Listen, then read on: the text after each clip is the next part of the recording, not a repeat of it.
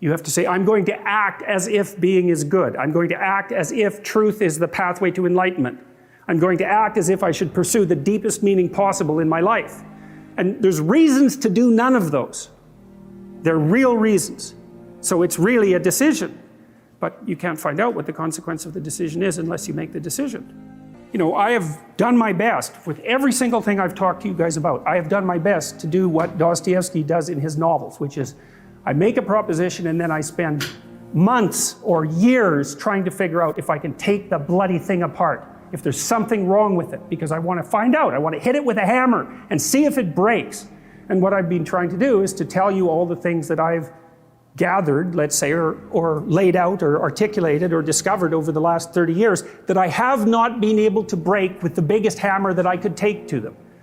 And I guess that's the fundamental one, is that I believe that the idea that lurks in these images, derived from very different cultures,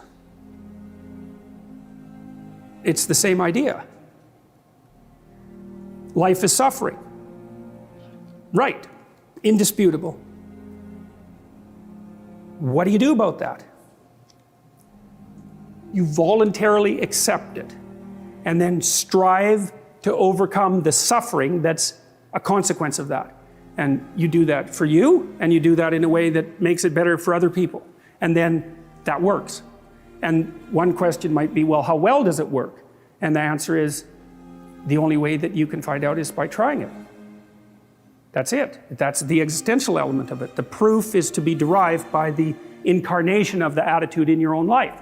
No one can tell you how it will work for you. It's the thing that your destiny is to discover that. And you have to make the decisions to begin with, because you can't do this without commitment. You have to commit to it first. That's the act of faith that Kierkegaard was so insistent upon.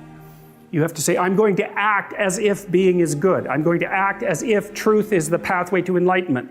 I'm going to act as if I should pursue the deepest meaning possible in my life. And there's reasons to do none of those. They're real reasons. So it's really a decision. But you can't find out what the consequence of the decision is unless you make the decision. The point is that there's some games you don't get to play unless you're all in. The other thing that's so interesting about being alive is that you're all in. No matter what you do, you're all in. This is going to kill you.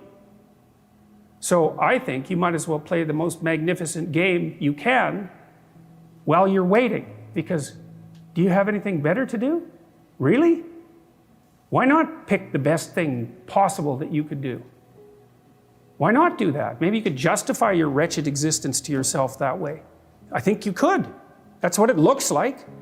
You know, people find such meaning in the responsibilities they adopt, it stops making them ask questions about what life is for. If you have a newborn child, for example, like unless you're really in a bad way, psychotically depressed, or maybe your personality really needs some retooling, you stop thinking about anything but ensuring that that baby is doing well. And if someone comes along and asks you an existential question about your commitment to that, the right response is, why are you asking me such stupid questions when this is manifesting itself right in front of your eyes? Like, how blind can you be? That isn't a time for questions about the meaning of life. The answer is right in front of you. And if you can't see it, it's not because life has no meaning, it's because you're blind. I mean, that's what the image of the Virgin Mother and the child is all about. It's like, what's the answer to the meaning of life? Here's an answer. It's like, well, I'm going to criticize that. Well, go right ahead. You're like a termite gnawing on a temple. There's no utility in that sort of criticism. It's blindness. And it's the same thing with regards to the path of the hero. It glistens in front of you, and you can criticize it. It's like, fine. Put the cart before the horse and see how far you get.